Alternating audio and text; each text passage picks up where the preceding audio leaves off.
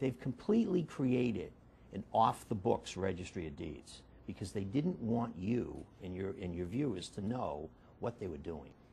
So the facts in that document very well could be completely false. Oh. Not the right owner of the property. That's correct. There's no question about this. These banks acted as a criminal enterprise. They crossed state lines, they recorded fraudulent documents, they committed forgery, and they committed mail fraud. They used the United States Postal Service to mail these documents to registries of deeds. So talk to me about what you're standing next to. This is 22 variations of a robo-signer by the name of Linda Green. She was the woman who was the most notorious robo-signer. 22 variations of her signature. Now I ask any register of deeds in the United States, which one is the real Linda Green? So why would you record anything signed by her? You know going in that they're fraudulent. So all you have to do is call me up, I'll give you my affidavit, send it back to the bank and say, hey, sign the document that says this is the real Linda Green. They'll never do it. Never, ever do it. Who's this over here? This is an interesting one because, as you know, in April, they entered into the 50-state Attorney General settlement. And one of the issues in the settlement was the bank said they would send no more robo-signers. They sent one to me, and we're the no-robo zone here. So you can imagine if they sent it to me what they're doing. This came in.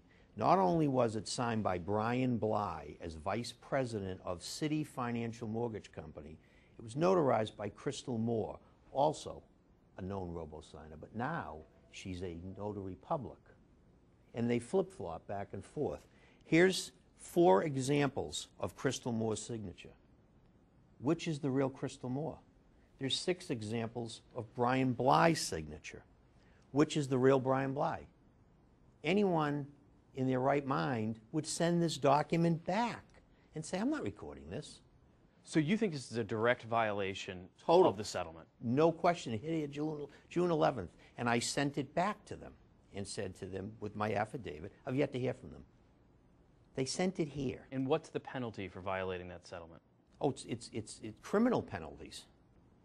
There's criminal penalties. But there's criminal penalties in forgery and in mail fraud, and it doesn't make any difference. The average homeowner, they'd be indicted. 5 major banks, nothing happens.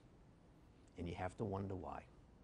And the registers of deeds in this country and in your state have an opportunity to stand up and say, enough's enough, we're not doing this anymore. We're going to join, we're going to shut this right down today. And if they don't do that? They're going to continue, they're not doing their job. You're elected, you take an oath of office.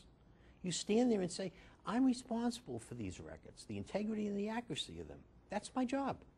That's the oath. We all take the same oath. And you've done a lot of the digging here. You've started. We've done it, and we'll help anybody. We're on a mission. I mean, we're a one-man mission. You know, my top assistant, Kevin Harvey, we investigate this stuff every single day. And we've helped registers. But some of them just, I don't know why. I really don't.